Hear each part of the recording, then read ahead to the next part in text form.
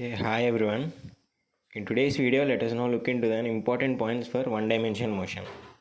So the first point is the motion is independent of the mass of the body. So let me explain this with an example. When an object is thrown at a height h, this is the height from the ground. Let us take this height as h. So when an object is thrown at this height h, that is freely falling. That means initial velocity is equal to 0. And the mass of the object is taken as m1. And another object of mass m2, where m1 is less than m2. That means m2 is higher mass. When these two objects are thrown freely from a height h, at same height h, then these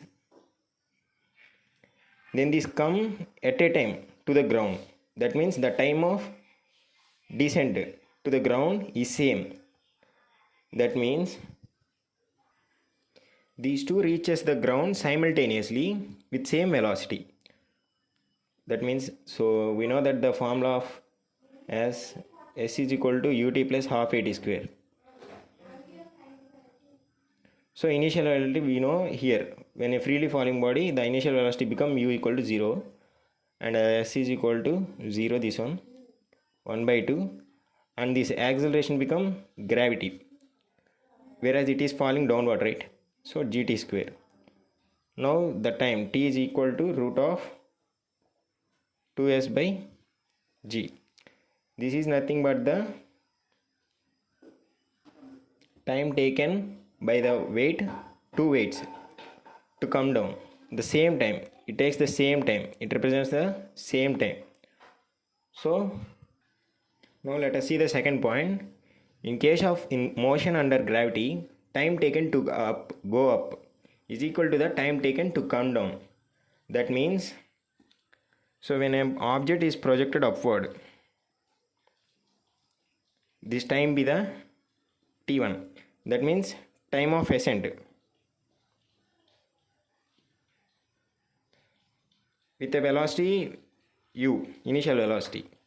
So and then acceleration a.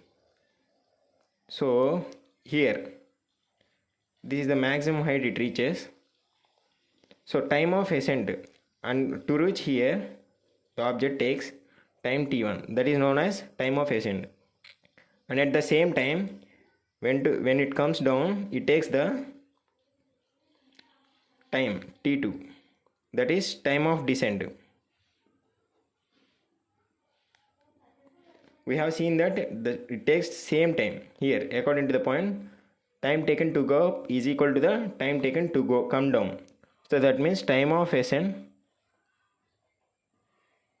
is equal to time of descent. That is t1 is equal to t2 is equal to u by g. So that time of flight, that means total time.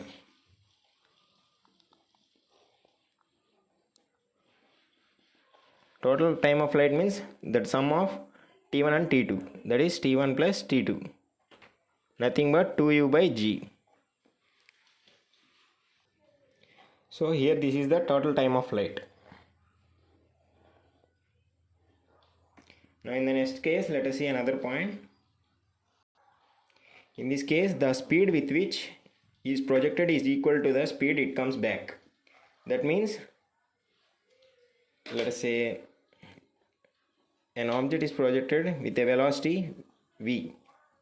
So when it goes to maximum point, and where the final velocity become 0, and when it is coming down, and the velocity become the same, that means v. So this is the point.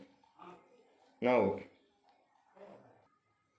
if we take air resistance, that means opposing nature of air. When a body is projected, the air resists.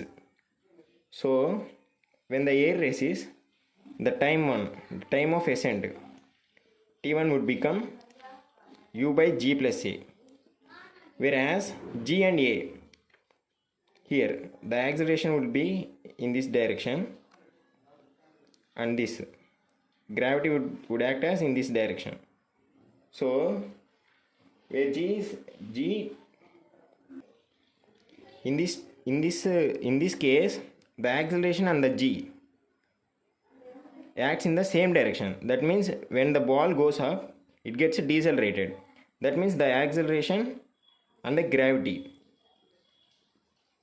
works in the same direction. So the time of flight t1 becomes u by g plus a.